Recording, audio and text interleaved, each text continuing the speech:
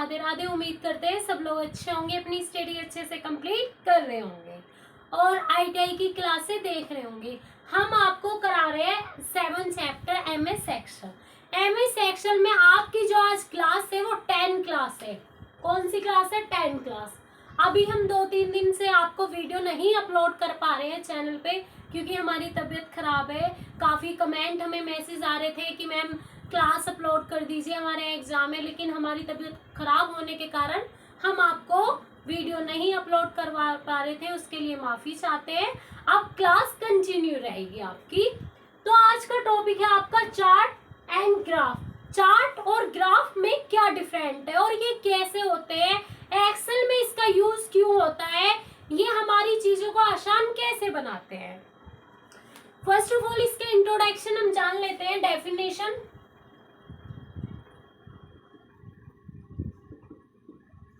ITI वाले बच्चों के रिजल्ट भी आ गए हैं, काफी बच्चों के अच्छे रिजल्ट आए हैं। जो बच्चे नए ज्वाइन हुए हैं वो भी हम चाहते हैं आप आगे ऐसे ही जैसे पुराने बच्चों के नंबर बहुत अच्छे आए हैं, आप लोगों के भी ऐसे अच्छे नंबर आए। तो क्लासेस ज्वाइन करते रहिए, अच्छे से स्टडी करते रहिए। तो आज चार्ट, हमने बोला आपको चार्ट और ग्राफ हम पढ़ेंगे। चार्ट क्या है? आपकी बुक में इसकी डेफिनेशन दी गई है कि एमएस एक्सेल में किसी वर्कशीट में डाटा को ग्राफिकल के नाम से आप जानते हैं। एक पिक्चर के बारे में बात हो रही है। ग्राफिकल एवं पिक्टोरियल प्रेजेंटेशन एंड के लिए चार्ट का प्रयोग करते हैं। पिक्टोरियल और प्रेजेंटेशन के लिए चार्ट का प्रयोग करते हैं। जैसे हमें या आपको पीपीटी द्वारा पढ़ाना है, प्रेजेंटेशन, ठीक है, पीपीटी द्वारा हमें पढ़ाना है, तो हम थ्योरिकल ना करके हम ग्राफ तैयार करते हैं, चार्ट तैयार करते हैं। ग्राफ होती है पिक्चर, चार्ट होते हैं आपके, हम पढ़ेंगे आगे line chart, pie chart and bar chart. In chart के बारे में हम आपको बताएंगे। प्रेजेंटेशन के लिए चार्ट का प्रयोग किया जाता है। एमएस एक्सेल में किसी वर्कशीट में उपस्थित डाटा को आधार पर अनेक प्रकार के 2 या 3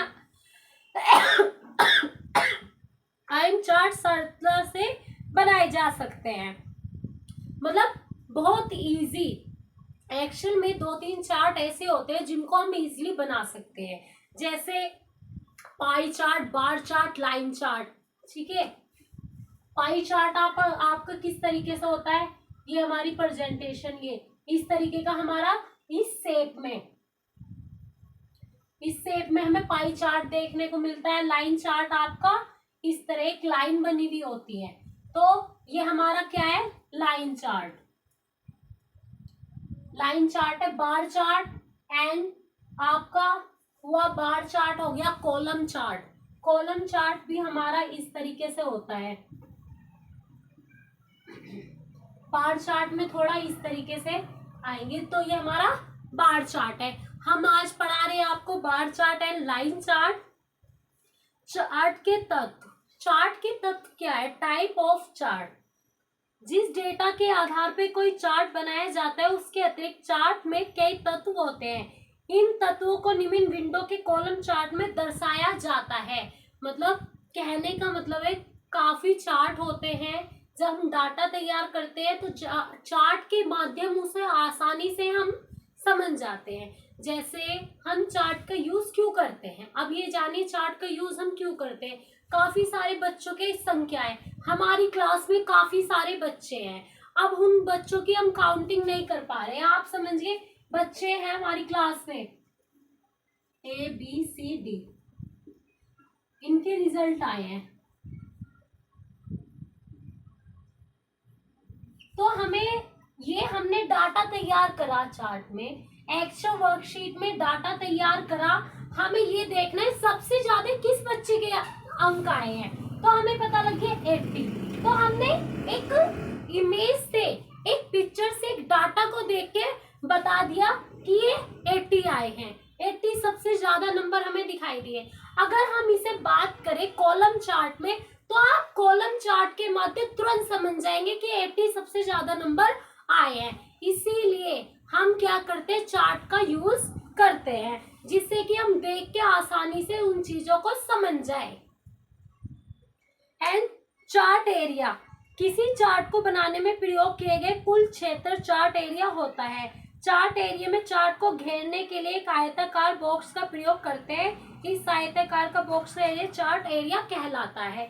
ये चार्ट आपको तब समझ में आएंगे जब हम एक्सेल में आपको प्रैक्टिकल द्वारा समझाएंगे। अभी हम सिंपली इसकी बहुत आसान थ्योरी समझ रहे हैं कि पाई चार्ट, लाइन चार्ट ये क्या होते हैं, हमारी चीजों को कैसे आसान बनाते हैं। और ग्राफ कहते हैं फोटो हो गया, शेप होगी, तो ये हमारी किस चीज में आती है, ये हमारी ग्राफ में आती है।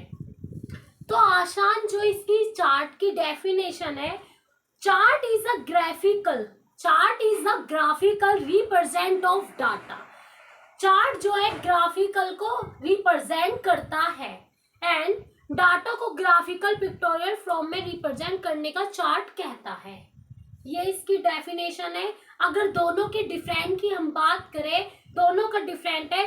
डाटा को विजुअली रिप्रेजेंट करता है, ठीक है, डाटा को विजुअली प्रेजेंट करता है। विजुअली मतलब हम देख के, विजुअली का अर्थ होता है देखना, देख के डाटा को विजुअली प्रेजेंट करता है एंड कंपैरिजन के लिए यूजफुल है, कंपैरिजन के लिए यूजफुल है।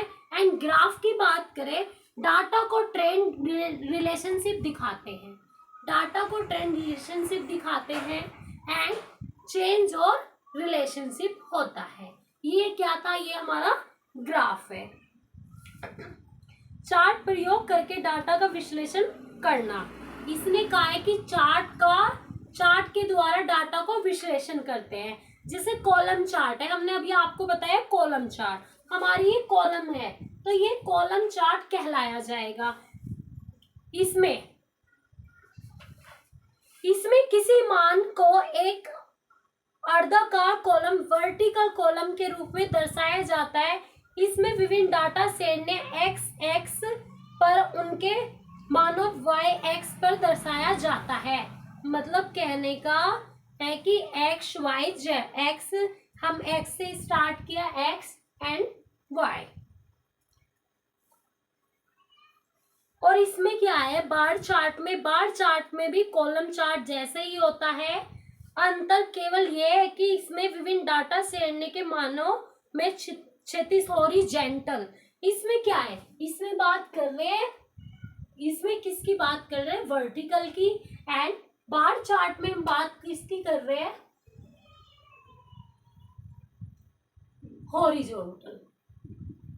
हॉरिजॉन्टल की हम बात कर रहे हैं। दोनों एक ही काम कर रहे हैं, लेकिन ये वर्टिकल, ये हॉरिजॉन्टल। लाइन चार्ट में विभिन्न डेटा श्रेणी के मानों को विभिन्न बिंदुओं द्वारा दर्शाया जाता है, जिन्हें सरल रेखाओं से जोड़ दिया जाता है। इसमें अंतर अतिरिक्त लाइन चार्ट कॉलम चार्ट के भांति होता है। इसमें आपको बताया हमने, इसमें लाइन चार्ट, एक लाइन चार्ट बनी हुई होती है। जैसे हमारा डाटा कितने से गया, मंडे ट्यूसडे वेडनेसडे का हमें 1 वीक का डाटा तैयार करना है, तो हमारा डाटा कितने से कितने गया, कितनी लाइन उठी, मंडे में हमारा कितना हुआ, ट्यूसडे में हमारा कितना हुआ, तो हमें इस चार्ट के द्वारा समझते हैं।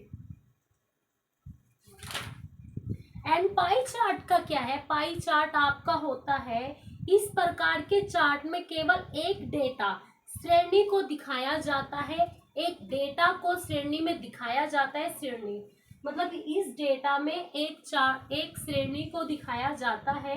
इसमें विभिन्न मानों एक वृत्त का विभिन्न भागों या सेक्टरों द्वारा दर्शाया जाता है। प्रत्येक भाग आकार इसमें मान के अनुपात में होते हैं, उस मान को भी उस भाग के पास दर्शाया जाता है। जैसे 15%, 12%, 50%, इस तरीके से एक दूसरों की श्रेणी में ये दिखाया जाता है। एरिया चार्ट क्या होता है, एंड सरफेस चार्ट। तो इसमें एक्सेल में काफ़ी चार्ट दिए गए हैं। आप इसको जब प्रैक्टिकल समझेंगे, जब इजीली आपको समझ में आ जाएगा। अभी सिर्फ थ्योरी क्लास में हम इसके नाम द्वारा आपको समझा रहे हैं कि लाइन चार्ट क्या है, पाई चार्ट क्या है, एंड हॉरिजॉन्टल क्या होता है, वर्टिकल आपका क्या होता है। लगभग आपका जो चैप्टर है ये ख़त्म हो गया है। आपकी प्रैक्टिकल क्लासेस स्टार्ट होंगी। प्रैक्टिकल द्वारा हम एक्सेल को अच्छे से समझेंगे एंड फिर इसके क्लास ख़त्म होने के बाद में हम आपको इसके एमसीक्यू क्वेश्चन कराएंगे एंड वेरी शॉर्ट क्वेश्चन कराएंगे, जिससे कि आपको समझ में आ जाए कि माइक्रोसॉफ्ट एक्सेल का प्रयोग क्यों किया जाता है एंड टाइम को सेट करने के लिए किस डाटा का टाइप प्रयोग किया जाता है। तो ये चीज़ें हमारे क्वेश्चन है, हम आपको टेस्ट भी देंगे, अच्छे से समझाएंगे, बताएंगे, जिससे कि आपको एग्जाम में कोई प्रॉब्लम ना आए। आज की क्लास हम यहीं पे समाप्त करते हैं। मिलते हैं कल नए अध्याय के साथ, एक नए क्लास के साथ, एक अच्छे टॉपिक के साथ मिलते हैं, MCQ short question. Okay class, Radhe Radhe. उम्मीद करते हैं आज की क्लास आपको समझ में आई होगी। Thank you.